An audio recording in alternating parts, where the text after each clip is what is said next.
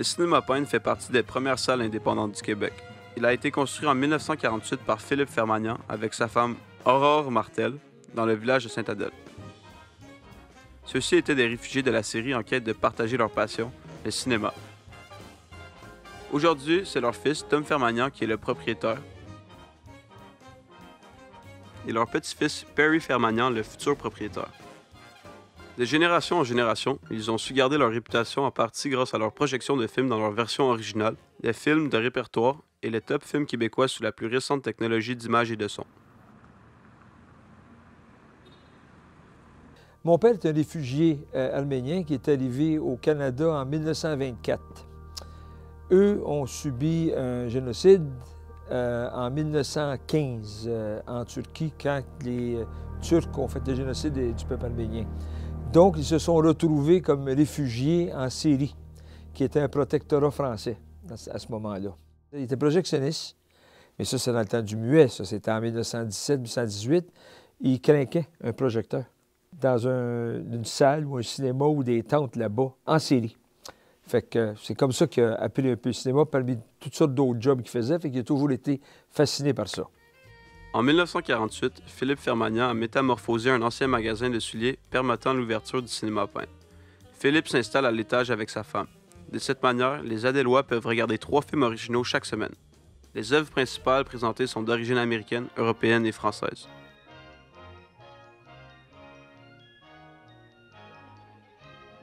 La réputation du Cinéma Payne grandit et en 1954, le Payne projette des films en cinémascope. En 1964, Tom, âgé seulement de 10 ans, devient placier. On le voit partout, au comptoir de friandises, à la billetterie et même comme projectionniste. En 1977, Tom prend la relève de son père et installe le son Dolby, ainsi qu'une deuxième salle de 51 places dans l'espace anciennement occupé par la pharmacie. Il faut attendre 1983 pour voir une troisième salle. Les rénovations sont complexes puisque la salle de projection est installée dans la chambre forte de l'ancienne banque. En 1987, le Cinéma Payne se transforme en un des premiers multiplexes au Canada.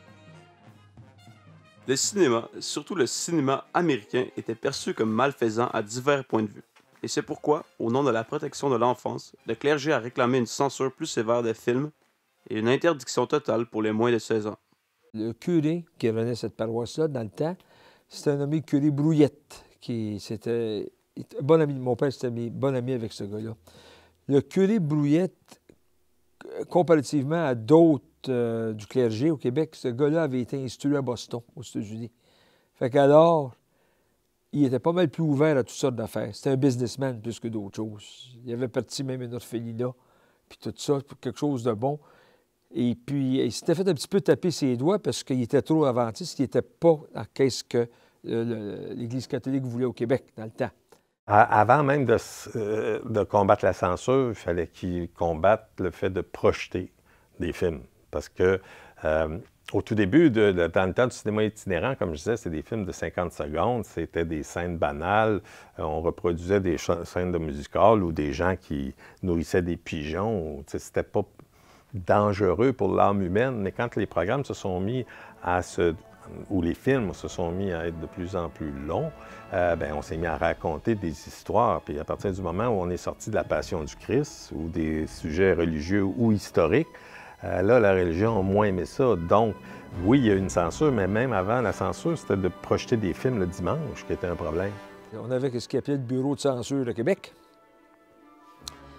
Il, comme on dit, censurait tout dans le temps, là. C'est rare qu'ils coupaient les films. Des fois, un baiser qui durait trop long, quelque chose comme ça. Mais le pire, c'était que c'est des affiches. Les affiches étaient obligées d'être passées au bureau de censure. Fait que s'il y avait une fille qui était un petit peu trop décolletée, il peinturaient ça avec de la gouache. Ou si la fille avait des shorts trop courts sur le poster, c'était une showgirl, il y avait de la gouache qui était peinturée dessus pour... C'était ça. On a appelé ça, à partir de 1912, l'ère du ciseau, parce qu'on coupait beaucoup de choses. Il y a eu un code de censure qui était très précis, puis il y avait des choses que tu n'avais pas le droit. Aux États-Unis, ils se sont même inspirés de notre code pour faire le code Hays dans les années 30. C'est beaucoup de cinéma européen qui se faisait couper des scènes. Un peu moins de films américains, quelque chose comme ça, mais des films comme Hiroshima, mon amour, qui avait causé tout un scandale.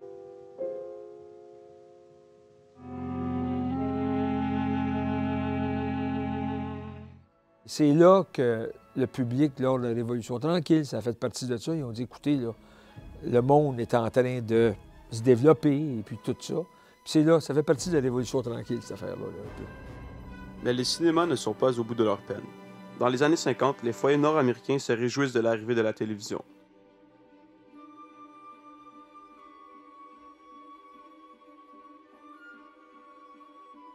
Ce nouveau concurrent pousse l'industrie du cinéma à se réinventer. Les moyens mis en place sont l'apparition des films en couleur, le cinéma 3D et le cinémascope. Puis, dans la première moitié des années 80, lorsque la vidéo domestique s'implante, les exploitants de cinéma construisent des multiplexes. La télévision vraiment populaire, c'est arrivé en 52-53 au Canada. Puis il y avait 2 postes. Il y avait Radio-Canada anglais, Radio-Canada français, pour commencer. En 61-62, tu as eu les télémétropoles, qui étaient le 10, qui est aujourd'hui TVA. Tu as eu le Canal 12, qui est aujourd'hui rendu CTV. Il n'y avait pas beaucoup de choix. C'était des émissions sportives qui étaient populaires, comme le hockey, des choses comme ça.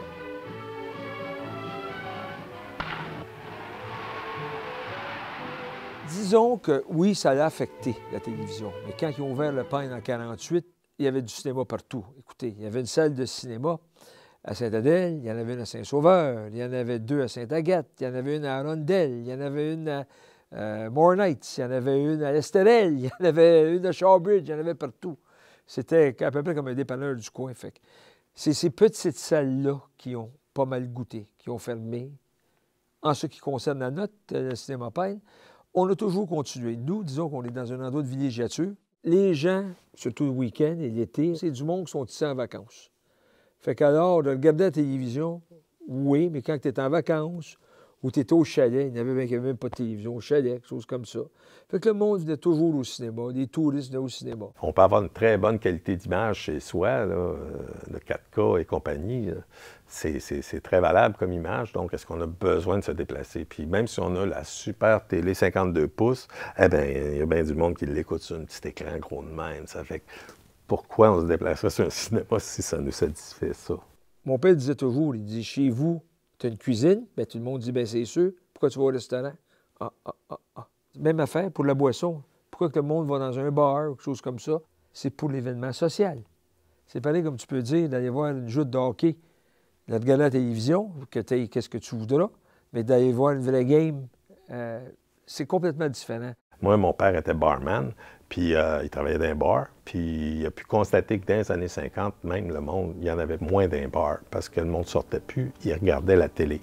Donc, c'est sûr que si tu ne vas pas au resto, si tu ne vas pas dans un bar, bien, tu ne vas pas au cinéma, tu ne sors pas. Ça faisait partie d'un rituel, le monde sortait pour voir des films, mais pour socialiser aussi. L'homme ou la femme sont des animaux sociaux, on appelle. Ils veulent sortir, ils veulent avoir du fun. Les jeunes ne vont plus vraiment au cinéma. C'est des têtes grises, moi, quand j'y vais. C'est comme une relation affective qu'on a avec la salle de cinéma, une certaine génération, que les jeunes ont découvert autrement le cinéma, donc ils ont développé un autre type de relation. Le cinéma, c'est toujours détaché de la télé ou du magnétoscope ou du streaming. Si tu vas dans une salle Guzzo et compagnie, tu le vois, il te le montre un téléphone, une explosion, il te le montre sur un ordinateur, puis il te le montre sur un grand écran, une explosion. Donc, il joue toujours sur cet aspect-là où tu es dedans l'image, davantage que sur un petit téléphone. T'sais. Mais ça demeure toujours un combat technique. Depuis l'arrivée du streaming, les salles de cinéma ont perdu en popularité. Les plateformes comme Netflix ou Disney+ sont de forts concurrents pour ces derniers. Toutefois, ces plateformes ont d'avant tout contribué à la fermeture des vidéoclubs plutôt qu'aux salles de cinéma.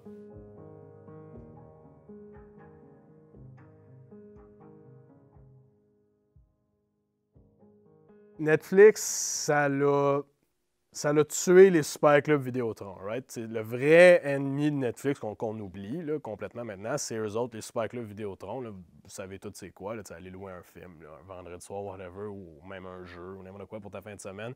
C'est ça que Netflix, ils ont tué, puis Blockbuster aux États-Unis. Le problème avec Netflix, c'est pas que leurs productions sont pas valables ou ci ou ça, c'est que ils ne jouent pas la même game que les autres. Ça fait qu'eux autres sont en train de signer n'importe quel producer, n'importe quelle équipe de production pour avoir le plus possible de contenu, puis des fois, ça fait que la qualité est moins bonne. C'est pour ça que des fois, tu vois telle série sur Netflix cancellée. Puis t'es comme, pourquoi ça fait ça? Je comprends pas. C'est un gros nom, tu sais, The Punisher ou whatever, tu sais. Ben, c'est parce qu'ils montent pas leurs chiffres. Ils sont pas obligés, ils sont pas légalement obligés. Même les producteurs, si tu produis un film, tu le mets sur Netflix, tu ne sauras même pas combien de gens vont l'écouter. Ils ne montent pas. Moi, c'est ça que je trouve inquiétant un peu, parce que là, tu produis des affaires, puis tu ne dis même pas aux producteurs combien de gens l'ont écouté, si ça a été populaire ou pas. En soi, Netflix, c'est pas mauvais. C'est la mécanique de gestion des revenus qui est un problème. Qu'est-ce qu'ils font avec l'argent que tu leur donnes? Ils ne la réinvestissent pas ici.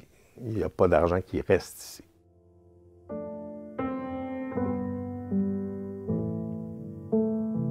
J'ai toujours voulu faire ça. Je suis très fier de faire ça aussi.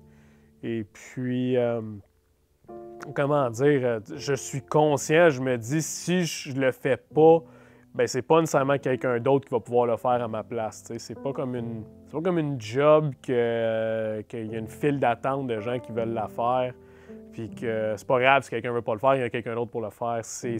Au contraire, c'est quelque chose qui est assez unique dans son sens. T'sais. Ça représentait une énorme fierté, parce que ça c'est une troisième génération qui continue, qui aimait ça. Perry, c'est universitaire, tout ça, puis en business, tout ça. Puis moi, j'ai dit, Perry, tu peux probablement trouver un meilleur emploi ou une affaire plus grandiose qu'opérer le commerce familial, qui est là depuis longtemps. Dans le temps, j'étais le seul, dans son secondaire 1, j'étais le seul qui avait une job. Puis je me souviens, mes amis me disaient « Ah, on fait-tu quelque chose, ça fait ça et tout? » Puis je leur disais « Ah, ben là, tu sais, vendredi soir, je travaille, le samedi aussi, mais pas dimanche. » Mais là, tu sais, c'est... En tout cas, c'est dans moi depuis longtemps, mettons. On a été proactifs avec nos clients. Même, on était je crois, des bons citoyens corporatifs avec tout le monde, des événements avec les écoles, des choses comme ça. Le Pine est probablement, en dehors de Montréal, le cinéma qui a eu le plus de premières de films au Québec. Énormément. Beaucoup, beaucoup, beaucoup. Séraphin, le remake, avait eu sa première ici avec Karine Vanasse. Grosse première. On a eu ça à Sainte-Adèle, avant Montréal, souvent. Cette année, à cause de la COVID-19, les salles de cinéma ont dû fermer leurs portes. Une première pour le cinéma Pine. Malgré leur réouverture, quelques problèmes s'ajoutent. Les nouveaux films sont rares en raison de la rentabilité. De plus, les productions ont été retardées à cause du confinement.